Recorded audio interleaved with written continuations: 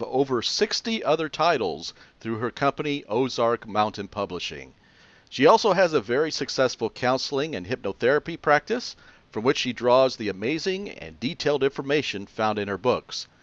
Dolores' writing covers such diverse topics as reincarnation, UFOs and extraterrestrials, 2012 and the New Earth, parallel universes, and multi-dimensions. So, it's with great pleasure that I welcome to Soul Adventure TV our very special guest, Dolores Cannon. Hi, Dolores. Hello. Thank you so. Thanks for having me on. Thank you. I really, really appreciate it. Um, I'd like to begin by asking you about the sources of the information that is found in your book. Where does that information come from? Okay, a lot of people have always thought I was a psychic and I was channeling, and that's not what it is at all. All of my information comes from my clients that I work with. And I've been doing the hypnotherapy and the past life regression for 45 years. I began when there wasn't any such thing. Nobody knew anything about it. Nobody knew about reincarnation. They didn't know about there was no metaphysics. There was no new age, nothing when I began in the 1960s. So I've been doing it a long time, and as it evolved, that's why they consider me like a pioneer, because there was nobody to tell me what to do or to teach you what to do if you're just starting all this out. But I'm known for my curiosity. So I'm always curious and want to know more. And that's why I keep asking questions and I get more information. But it started back that far. But it was not until the 1970s is when I began really seeing clients.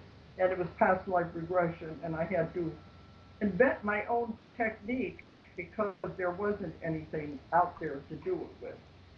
The thing, though, with me is that I've stumbled across what I call the greatest power in the universe, and that's what I work with. And it began to come in slowly during all the years I was working, and I didn't even know what I was working with. I just know it had a lot of knowledge. But it began coming through my clients and supplying the answers. Also, with this, we can have instantaneous healing in one session. So that's my main focus now, and I'm teaching it all over the world. But as it began to develop, I found a way to call this in so we could help the person. And I called it the subconscious, what I was talking to, but it's not the subconscious the way it's defined by the psychiatrist. That's a childish part of your mind. That's the part of your mind that the hypnotist uses for habits, stop smoking, lose weight. What I found is much, much greater than that. I call it the greatest force in the universe, the source of all knowledge, has all answers. But if you want to define it, you might say it's the higher self, the oversoul, the higher consciousness. Some people call it the universal consciousness. But it's so big and so huge, you can answer anything. And that's where the questioning becomes the most important thing. If you don't ask the questions in the right way, you're not going to get the right answers. So the questioning becomes an art in this work.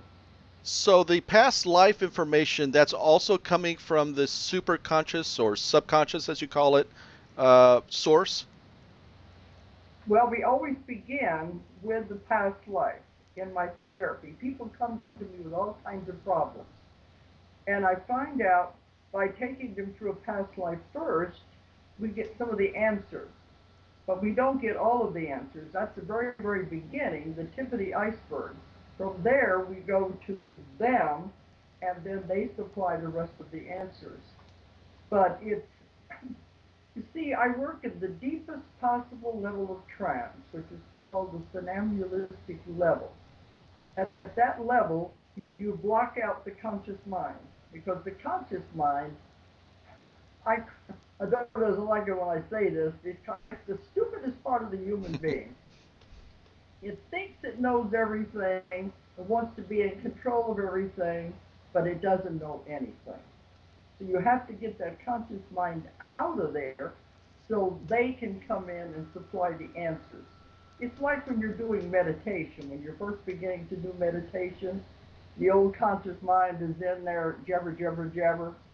There's 100 different things you need to be doing besides sitting here doing nothing. That's the conscious part.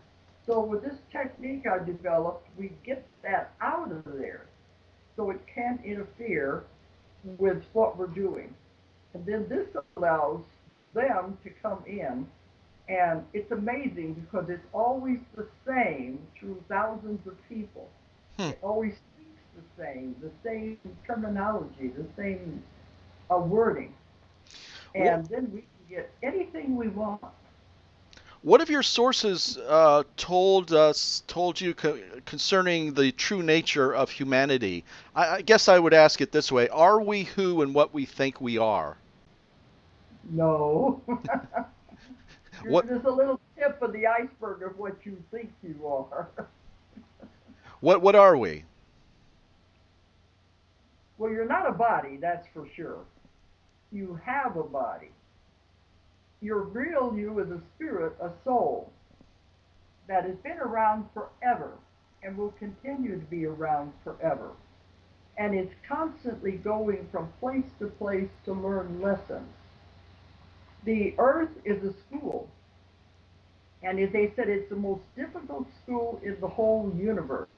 The earth is the most difficult planet to live on. It's so dense and heavy. And when you come to earth, when the soul decides to come to earth and have lessons and join in the earth school, they say you're very brave and they admire you because they know this is a very difficult school to be in. But when you come to earth and join in the earth school, this is a long school. So you'll be here for many, many, many, many, many lifetimes before you finally finish and graduate. Ah, But you that's can't get out until you've learned all the lessons and graduate. that's very interesting. I think we're going to come back to that point. But the important thing is you are here to learn lessons and to develop your soul. And you can't do it in one lifetime, so you have to go through many lifetimes, each time a different lesson. But all this body is a vehicle. It's a suit of clothes, a costume that you're wearing for whatever part you're going to play in this lifetime. So when you die, you just get another suit of clothes. Now, So your it, sources have talked about how the human body form, the suit, as you were just calling it, is the result of genetic manipulation by very, very ancient extraterrestrials. Um, the question I have is, what kind of human beings were these ETs trying to create, or was the point more just to create life in general on our planet, and humans were just one of the outcomes of that effort? well, you got to remember they were under instructions on what to do, and this is what they do all over the galaxy: search out planets that are ready to support life because they have histories in what they call the it's like councils that have histories and they keep records, and that's where all the rules and regulations come from. And they know by exploring the galaxy which planets are ready to support life, and the conditions are right. The primeval soup has to be right. The atmosphere, everything has to be cooled down. All that has to be done before life can ever be formed. So they keep records of this, and they said when a planet reaches a point it can support life, that's a very important point in the history of that planet, and it's given its life charter. Then these different ETs, that is their job, come to, say, to Earth and introduce single-celled organisms just to get something going. It doesn't matter what it is as long as life will begin to form in some way. And they said you'd be surprised what you could have looked like. It's just whatever will grow in this atmosphere. That's why all over the universes, there are all types of life forms. The humanoid shape with the head, the torso, and the two arms and legs is the most popular because it's very uh, useful, it's very convenient. So that is the most popular style.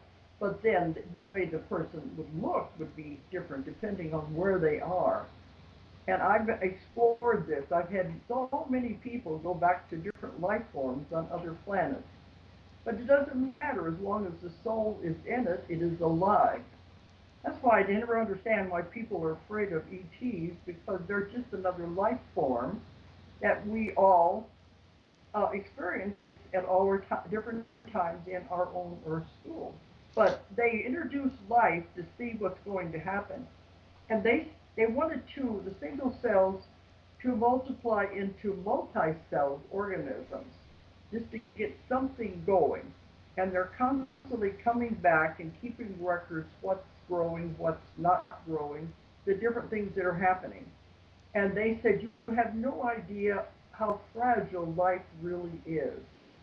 Many times they would get something going, developing into multi-celled organisms. They'd come back to check on it, and it has fallen apart, and the planet is lifeless again. Then they have the decision, go back to the council, what do we do? Do we introduce life again, or do we just let it be a dead planet? So see, it's not easy. No, But no.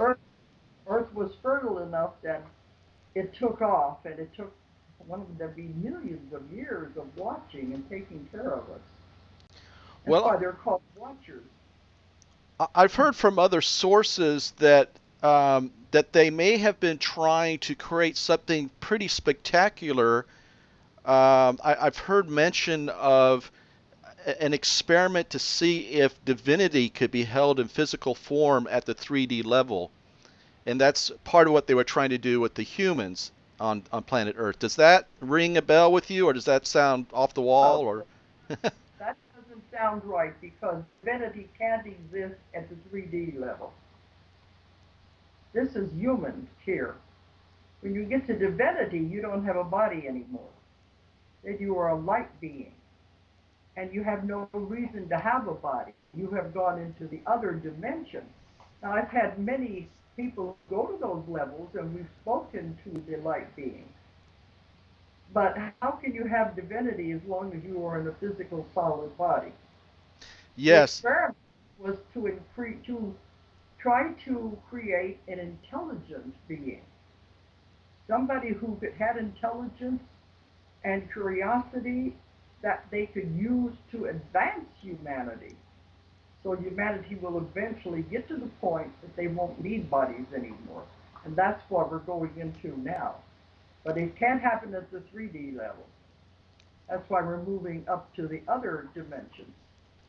I see. Thank you for Does that Yes, thank you for make sense? clarifying that. Yes, That makes sense? it does. It does indeed. Nice if you could do it here, but even Jesus had a physical body. Yes. You've talked about there being three waves of soul volunteers who agreed to incarnate onto Earth in order to assist in this transition period, and that they started coming after the dropping of the atomic bombs during World War II. And I was particularly interested in this second group, this middle group, who came after the initial, what you call the Wayshores, but before the wave of the gifted younger generation, some call the Indigo children.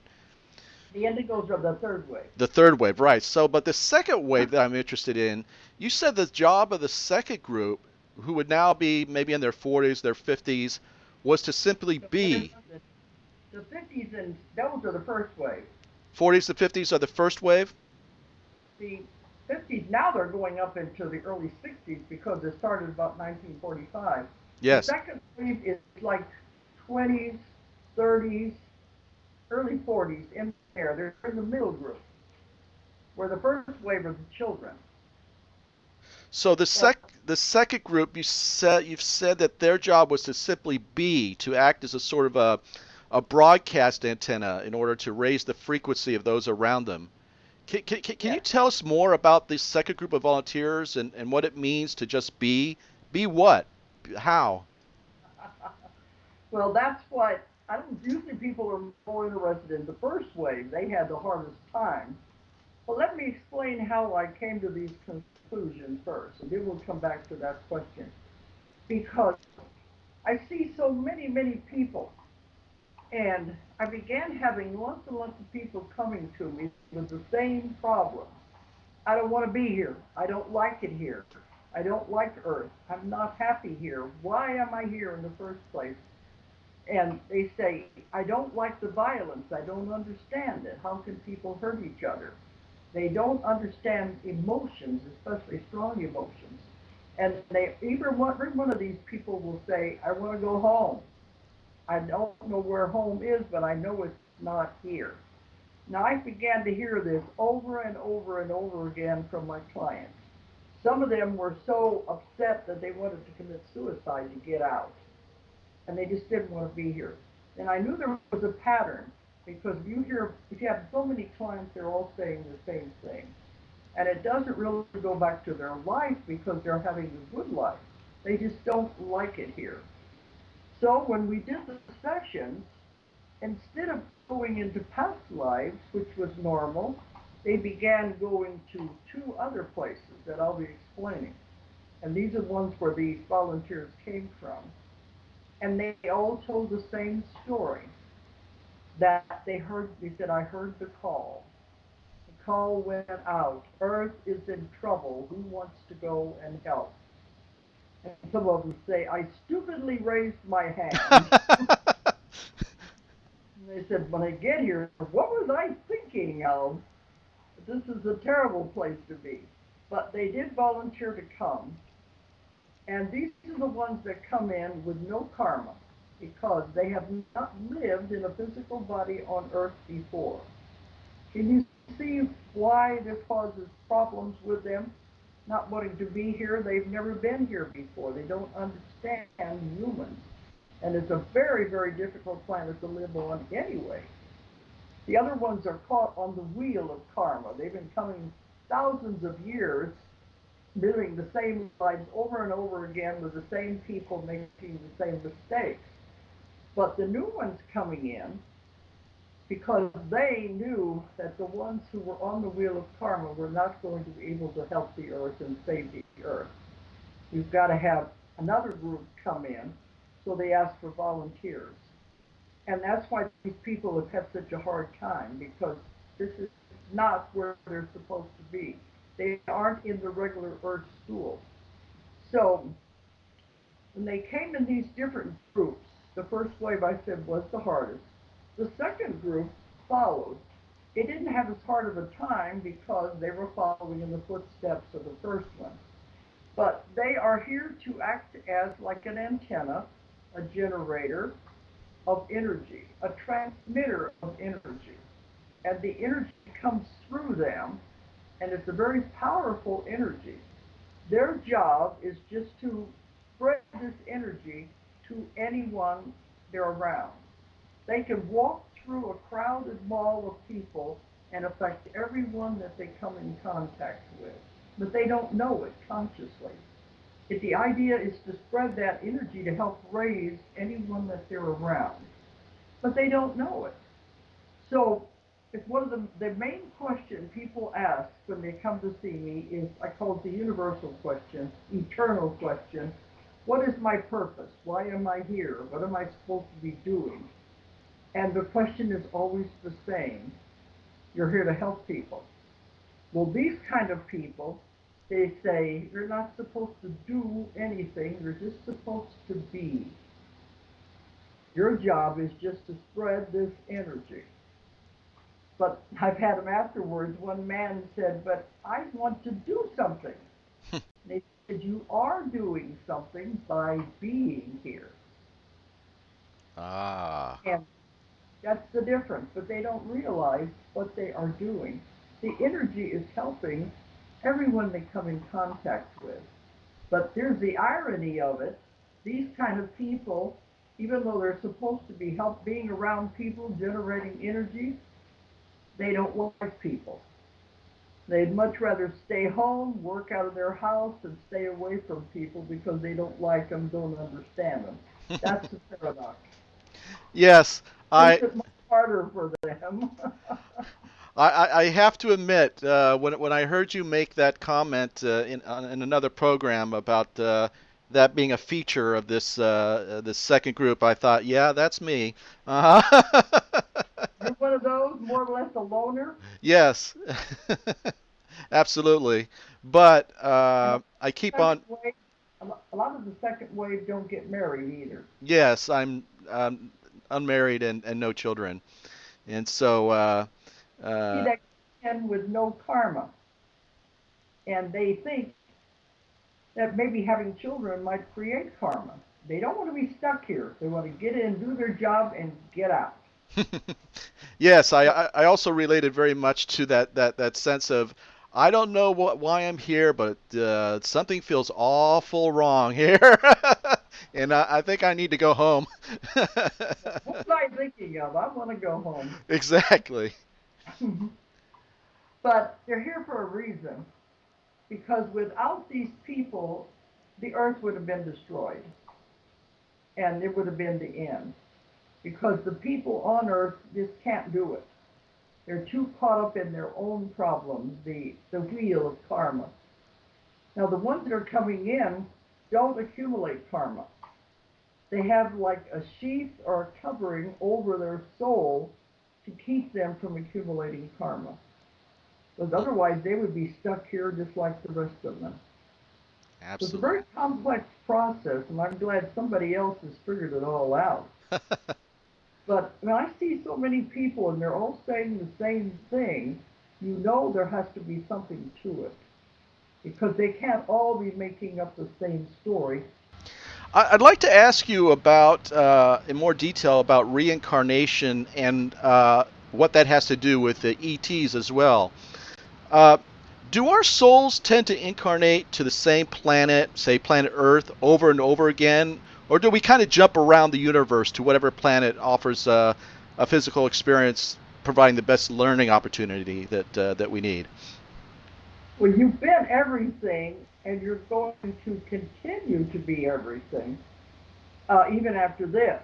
But like I said earlier, when you sign on the Earth School, that's a long school. You can't get out till you graduate.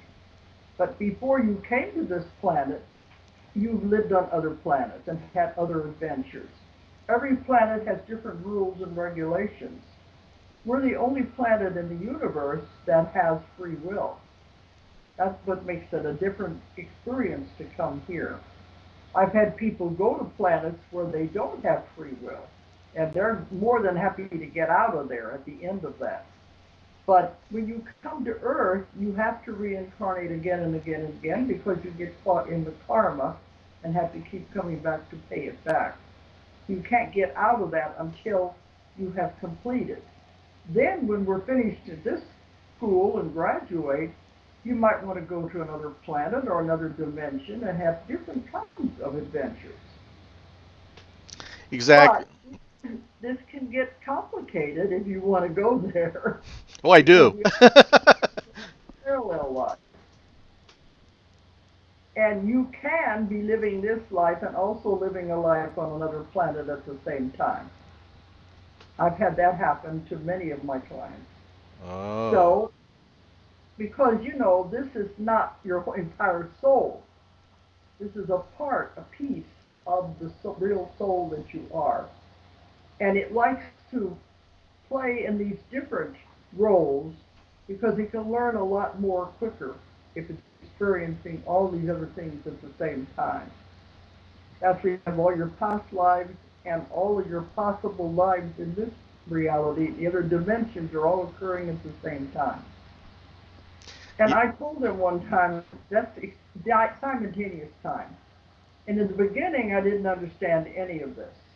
But as I kept going along, we're getting more and more information. I think I understand it better now.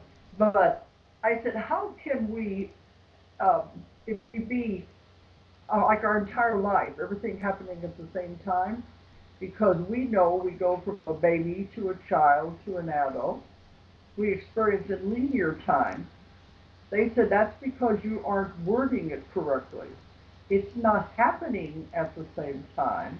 It's existing at the same time. Hmm. So that makes it any clearer. I don't know. Well, that is. But you're limiting our viewpoint. This is so much bigger than you can imagine. Go ahead. Uh, that actually got to a point that's always confused me a little bit about parallel realities. I think you've made the point in the past that anytime we make a decision, be it a small decision or a big decision, one part of us makes the decision that we're aware of, but then every other decision is made by another part of us that forms a parallel reality. And that sort of makes sense to me, except then I begin to think about, well, what about karma? I mean, essentially, I'm making every choice, good and bad, so why is there any karma then? Do you understand what I mean? Yeah, but that's what it's all about, the lesson. The karma is the lesson. You have to learn everything. But it can get very complicated. I know the first time I got this theory you're talking about was mind blowing. I couldn't understand it. But it means there's energy in any decision. Everything's energy anyway. But if you decide, you're trying to make a decision what you're going to do. Should I marry this person? Should I divorce this person? Should I take this job?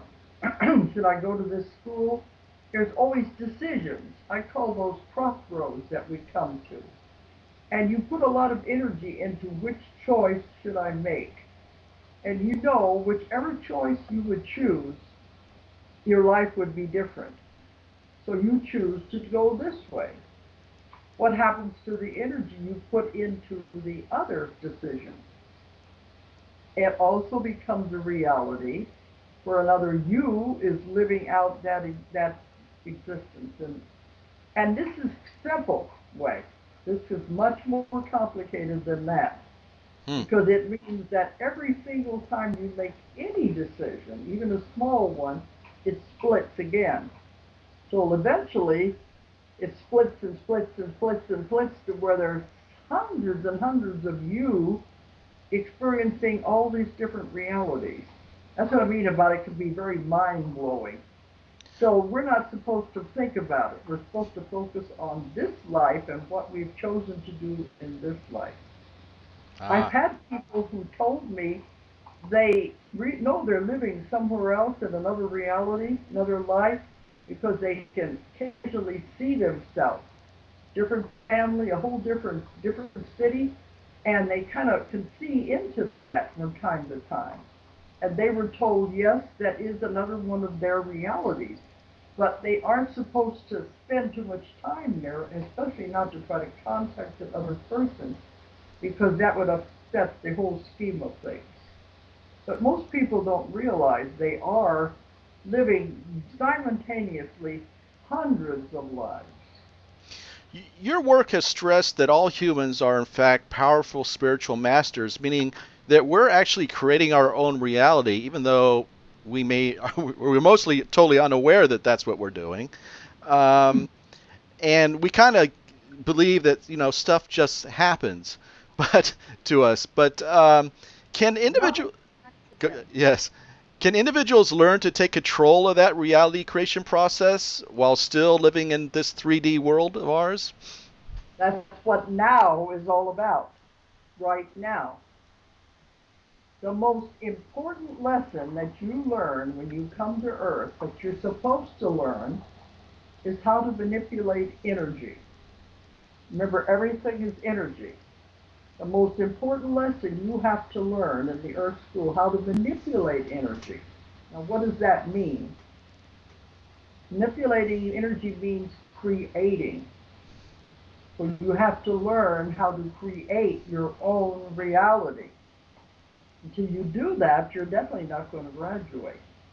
People get taught this thing, like you said, of, oh, all these things happen to me. Yes. God is doing all these horrible things to me. I'm stuck in this. I can't get out of it. And I keep having all these bad experiences again and again, as though some outside force is making these things happen in their life. They don't realize they are doing it themselves. When you come into the life, you make a plan. You make contracts with other souls that you're going to be together. You make your plan. This is what I hope to accomplish in this lifetime. But of course, we come in, and this is the only planet in the universe where we forget when we come in. The veil comes down, and we forget everything we wanted to do when we were coming.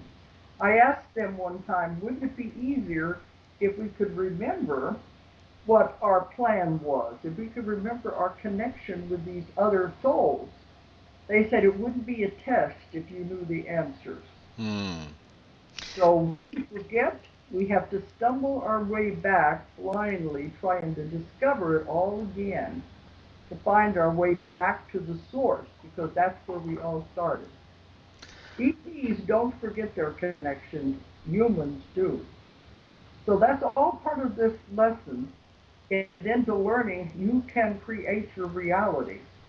You can have absolutely anything you want. Nothing is impossible. They say there are no limitations. First, you have to know what you want, and you can create it. It's a law of the universe. See how important that lesson is? Yes. Yes. And it's not happening to me. I'm going through these lessons till I figure out I can control it and I can change it. And you can have anything you want. I've done seminars just on that one point alone.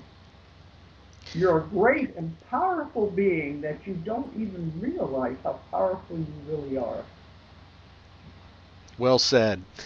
You know, speaking of this time, this time of shifting, this 2012 era, I've heard you mention that that you don't know the exact details of how this is all going to play out because you've said that a lot of it depends on the choices that we make.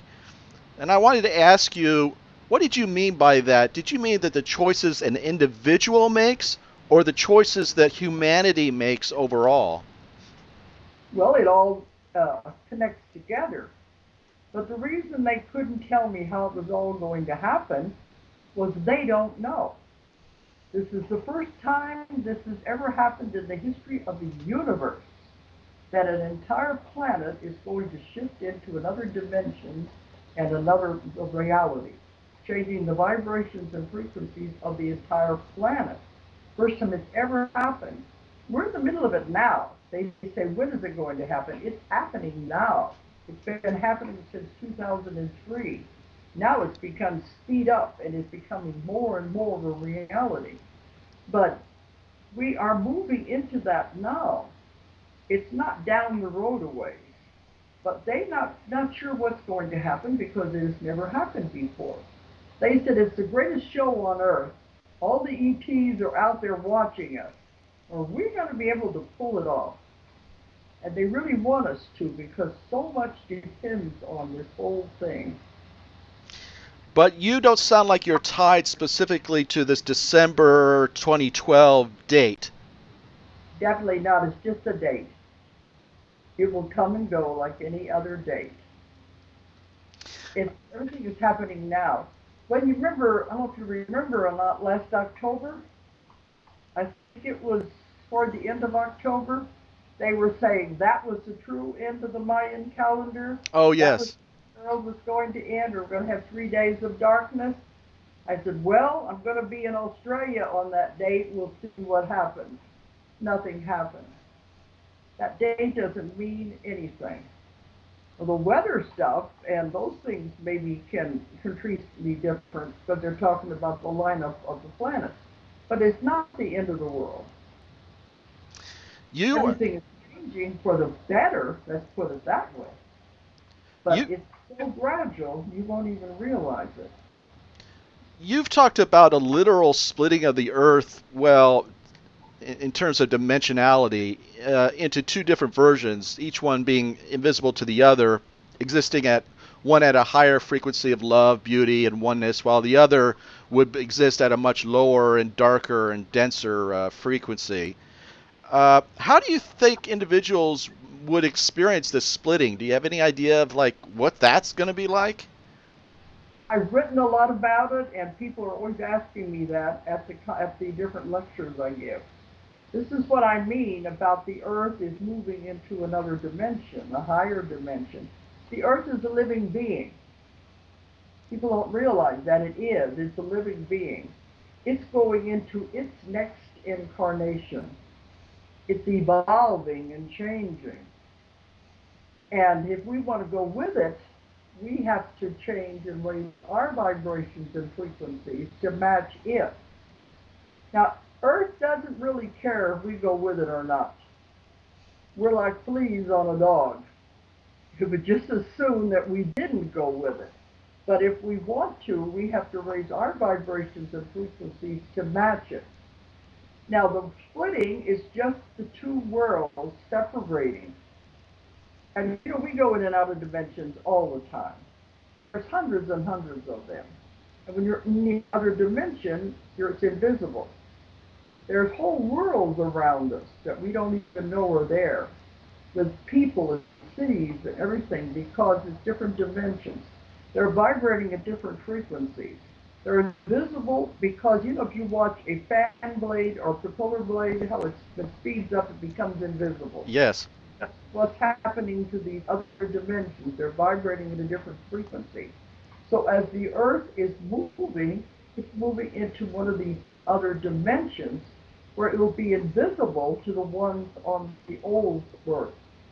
And the old Earth are the ones that cannot change their vibration and frequency fast enough to go. They are into the negativity, and many of them don't even care. They want to be in that. That's the world they want. They want the world where the wars are going on, and the crime, and the violence, and the disasters. That's the old Earth. But some of those people, that's all they know. And they won't go with the new Earth because they can't change their vibration and frequency quick enough. But it's okay. They said eventually, some of them will wake up and then they will get there. But it's not for any of us to decide. People say, well, what about my family? What about my children? I want us all to go together. I think as a rule we will, because we have made that plan when we came in. We plan everything in our life. But these other relatives, families, they each one have to make their own decision. We all make our own decision. What are we going to do? Are we going to go or are we going to stay? You can't make it for them. I know at I speak at ashrams a lot too, all over the world. And at one of those I was explaining this, and this nice, gentle young woman said, oh, but I want to stay with the old Earth. I want to help those people and all of that. And I said, well, it's a very noble thing to say, but when those dimensions and frequencies speed up, you can't stay if you wanted to. You're vibrating at a different frequency and you're in the other dimension. And they will be invisible. Well, speaking of the this new Earth, can you share any details that you've come across about what life would be like on this at this higher vibrational level? For instance, will our bodies be different? Our lifestyles? Will we still have homes and jobs, etc., etc.? You won't even notice any difference. Really? It's everything be happier, peaceful. At first, a lot of people have asked me, do I have to die to go to the new Earth? No. At first, when you go, you will take your physical body with you. And everything around you will just be the same. The same house, the same people, except everything will be better, be happier. You begin to notice and you'll say, things seem different. I like this better. You begin to notice it as gradual. It's not just all of a sudden, boom, here we are. That's why it's been gradually happening since 2003 as our bodies adapt to changing the frequencies of our body to match this. But after we're over there in the new Earth for I don't know how long, then we will no longer have a physical body, and that's when we turn into bodies of light.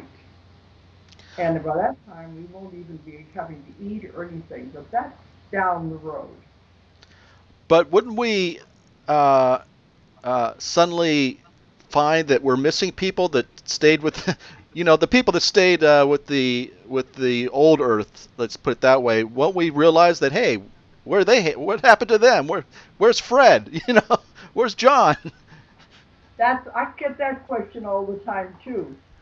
They said, have you noticed in your own life now people are dropping out of your life? No. You say, gee, I wonder what happened to John. I haven't seen him in a long time. That it's like that. Huh. Told them, well, yes, but you could find them. But they said, yes, but you won't have any desire to. If they're dropping out of our lives, but also we're noticing people are coming into our lives that we haven't seen in a long, long time. So it's going both ways. Ah. It's like that. It just, you won't notice them and you won't even try to find them. It's just a gradual dropping away. And So. this is in the Bible, in the book of Revelation, when they talk about the new heaven and the new earth. That's what they meant. And they said in the one part, two men are working together and one is taken and one is left. Two people are sleeping together and one is taken and one is left. That's giving an example. It won't be quite that drastic.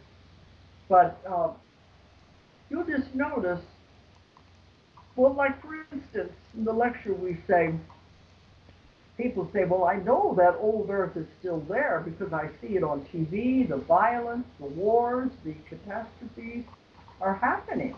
It's real. What do you mean? We're shifting away from that's real. But is that your world? Are you living in that experience? We see it because of television, newspapers, but it's not your world. See the difference? Right. You're not experiencing it directly. Yes. I see. The more you identify yourself with it, it'll pull you into that world. But as we're moving away from it more and more, we're not even going to know it. It'll just be gradual. You can't change the frequency and vibration of your body suddenly. The whole body would be destroyed. So it has to be done gradually in little steps. And people for all these years, since about 2003, have begun noticing physical effects to their body. And they go to the doctor, and the doctor can't find anything wrong with them because it's nothing physical. It's adapting to this frequency and vibration because we have to change to match the earth. And some of these can be quite disturbing. I can list some of them if you want me to. Yes, please. Okay, because it's nothing dramatic, and they don't last for a long period of time, a few days. And you don't have them all at the same time, thank goodness, anyways. But some of the things people have been experiencing, high blood pressure, heart palpitations, where the heart will begin to beat irregularly. And of course, that scares people. Um, Dizziness, that's a big one. Depression, joint aches and pains, ringing in the ears. These are all because the body is adjusting to these different frequencies. And they go to the doctor, they can't find anything wrong with them. Of course, the doctor's going to put them on a pill anyway. But if you wait a few days, that symptom will go away. Now, I don't know if you noticed or not, the 1st of June, these jumps, I guess you'd want to call them, are increasing. They're coming more rapidly. They used to be several months before you would have you feel this. The 1st of June, there was a big one. And there was one about the middle of June. I don't know if you noticed that or not. No, I didn't, but I've heard people mention it. Well, with me, it was dizziness. But if you know that's all it is, it'll stop in just a day or so because the body is adjusting to a new jump in frequency. And may affect you in different ways, but it doesn't last very long. So if people are aware of that, they'll know, oh, okay, my body is just adjusting to this.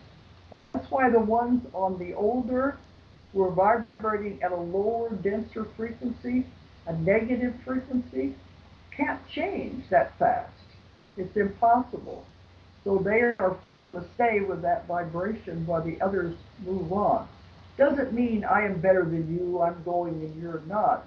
It has to do with your development over all the lives you have lived, all your karma, what you're involved in now. It all comes to a head right now. Everything is, uh, this is the time of decision, I guess you would say. Everything is accumulating for right now. Do we go or do we stay? But when you go, there's no more karma. That's why you have to get rid of all your old karma or you're not going to be allowed to go. Because if you have karma, you got to come back and pay it back. The new earth will have no karma What at all. is once we're on the new Earth? What is our purpose at that point? We're still in school, are we not? Or Yeah. we are? But we're Okay. more advanced lessons. Mm-hmm. I guess maybe you would say we have jumped into university level, or maybe some of the others are still in kindergarten. Because, you have to learn this lesson now in your life, or you can't go to the next grade. You have to complete that class over again, just like any school. And the universe, they don't care how long it's going to take you to complete that one lesson. You have eternity. But you want to take eternity to work out one little thing? You're stuck there while everybody else is moving on to college and you're still stuck in the second grade. That's why you have to work these things out and get rid of all the old karma. That's what holds everybody back. Dolores, you said that there was something very important that the source wants everybody to know. What is that? Besides the grand lesson of, we have to manipulate energy, they said it was very important for me to get across to everyone is that everything is alive. Everything has consciousness. Everything. Tables, floors, uh, rocks, because we've all been rocks. We have been plants. We have been animals. Every single thing is alive. Even in the fibers of the rug are universes. It goes from the microcosm to the macrocosm. You have to understand that everything is consciousness. That's a big leap for some people. And it's the one consciousness, correct? It's we're all really part of a singular consciousness, are we not? We are all one. We're all part of God. What they call the source, God or the source, we are all one. We started with that, and when we finally get finished with all our schools, we will go back to the source. And source is total love. Well, I That's think that's where a perfect place to end the interview. I know that you have a Convoluted Universe book 4 is out. Tell us about yeah. that. Okay, because these are big books, if you remember the Convoluted Universe series. Last year was the first year I did two books in 1 year. Usually I do about one a year. I wrote the Three Ways of Volunteers, and then the Convoluted Four came out in November. And it has more of these mind-bending concepts in it. Every time I think I've heard it all, they give me another concept. They'll make it even more mind-bending. So my work doesn't cease. I'm now, right now, working on three more books because Convoluted Four, I had to take out 300 pages. It was getting so big. So that's the basis for a whole new book. But I'm never going to quit writing. I have tons of material and are always challenging our minds because that's what it's about right now. We've got to expand. We've got to learn. This is what this time is about. I'm amazed at how much energy you have, Dolores. You're just a dynamo. And I travel all over the world. Speaking of All the that, you have a conference coming up on the 13th and the 15th of July, correct? Tell us more. Yes, next week. It's sneaking up on us pretty fast. That's here in Rogers, Arkansas, and it's the John Q. Hammond Center, which is the largest venue in Arkansas. This is our seventh one that we have done. It's a transformation conference, and I started it as a showcase for my authors.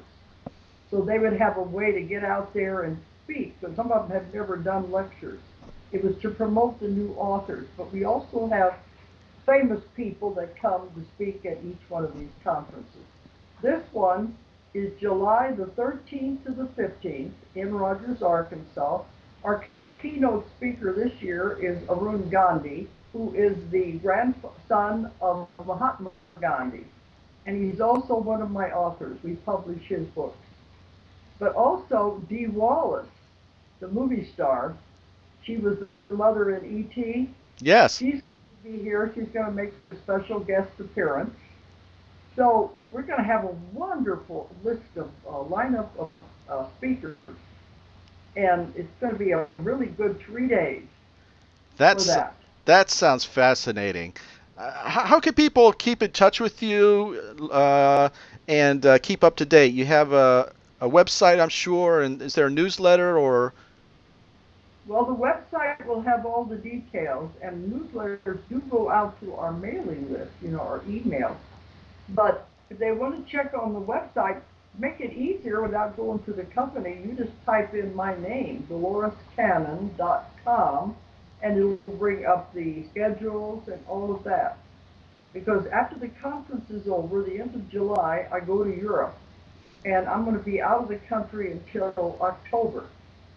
And we're having our first transformation conference is going to be in London. Oh. We're going to bring it over there. And that's going to be the end of August. And during August, I'm teaching my method everywhere and having huge classes. I'm going to be having classes all over Europe. And then we'll return the end of October. Then for a week, I have to go to Istanbul for the largest UFO conference in the world. And then I go back to China. I'll be home for Christmas, maybe. Dolores, we're planning to have an ascension party on that 21st of December. Yes. We're going to have an ascension party in London. We'll see if anybody disappears from that party unexpectedly. On that day. But right now, we're pushing the Transformation Conference for next week. So there's a lot of things going on, and it's a very exciting time to be alive. Absolutely. Dolores, I wanted to thank you again for being so generous with your time and for sharing the extraordinary information with our audience. As always, we invite our viewers to leave comments and questions on the Soul Adventure TV website or on YouTube or Facebook. And please feel free to share this video that you're watching. This information is meant for everyone. So until next time, this is Steve Crow, your host, wishing everyone an enlightening and fulfilling soul adventure of their own. Bye-bye.